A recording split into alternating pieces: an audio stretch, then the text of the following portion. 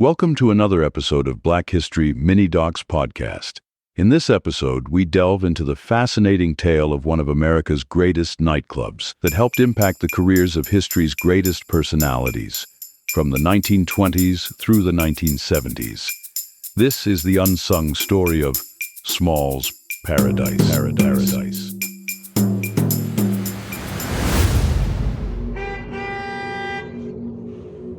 In the heart of Harlem, where the vibrant pulse of jazz once reverberated through the streets, there stood a legendary establishment, Small's Paradise. More than just a nightclub, it was a sanctuary of creativity and unity, where the boundaries of race blurred and the rhythms of soul, R&B, and disco danced in the air. But beneath the glitz and glamour, hinting at a deeper story, Ed Smalls, an ambitious entrepreneur and former elevator operator, opened the doors of Small's Paradise in a basement at 7th Avenue and 135th Street.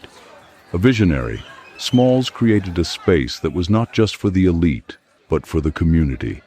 A racially integrated nightclub, a rarity in an era of segregation. Small's Paradise stood out among its contemporaries, like the Cotton Club and Connie's Inn, which catered primarily to wealthy white clientele, turning away African Americans unless they were renowned celebrities. On that fateful night of October 26, 1925, nearly 1,500 people attended the grand opening gala, where Charlie Johnson's Paradise Orchestra set the stage for a decade of unforgettable performances. But it wasn't just the music that captivated the audience. Waiters danced the Charleston and roller skated while delivering orders, creating a lively atmosphere that felt electric and alive. Rumors swirled of bootlegged liquor flowing freely, a testament to Prohibition's grip on the nation. Small's Paradise became more than just a nightclub. It was a hub where dreams ignited and legends were born. Jazz greats like Fats Waller and Billie Holiday graced the stage, while celebrities such as Tallulah Bankhead and Joe Louis mingled among the crowd. A young Malcolm X, known then as Detroit Red, worked as a waiter in the early 1940s, navigating the complexities of race and identity within those very walls. The club became a gathering place not only for artists, but for civil rights leaders, including Dr. W.E.B. Du Bois, who celebrated his 83rd birthday at Small's in 1951, a testament to its significance in the fight for equality. As the 1960s rolled in, the tides began to change. Basketball legend Wilt Chamberlain, known for his incredible prowess on the court, stepped into the spotlight of the nightlife scene. In the mid-1960s, he acquired Small's Paradise, rebranding it as Big Wilt's Small's Paradise. For Chamberlain, it was more than just ownership. It was an opportunity to create a cultural hub that reflected his vision of community and celebration. But there was more at play. Chamberlain was not just a basketball player.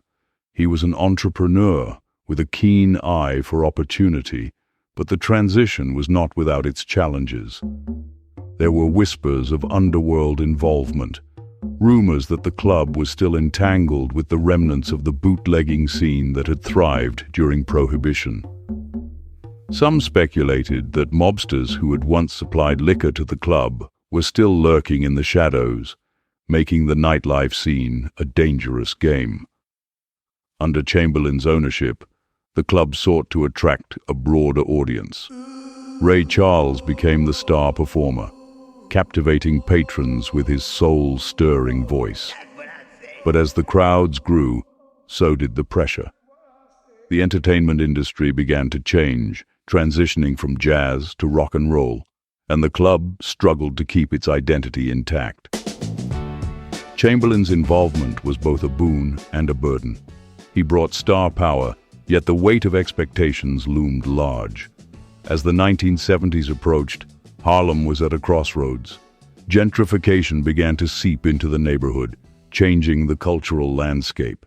Small's Paradise was emblematic of this shift, and the pressures of the changing times were palpable. Chamberlain sold the club in 1970, and after a few more ownership changes, it eventually closed its doors in 1976, marking the end of an era. What happened to this once glorious beacon of Harlem?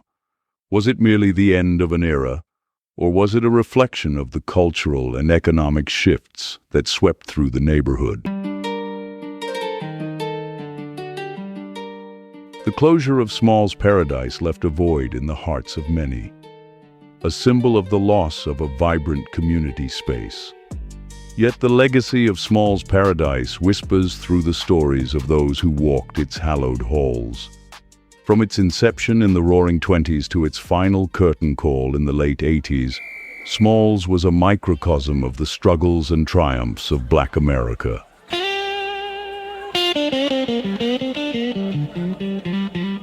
As we remember Small's Paradise, we honor a vibrant past that continues to inspire the present. I love the corner.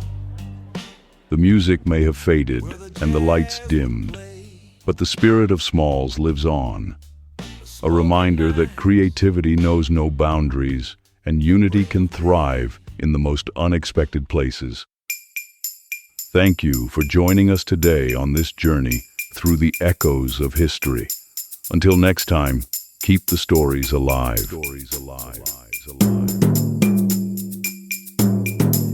Thank you for visiting our channel. Don't forget to subscribe and turn on notifications for more history. This is Nemo Barnett. Podcast.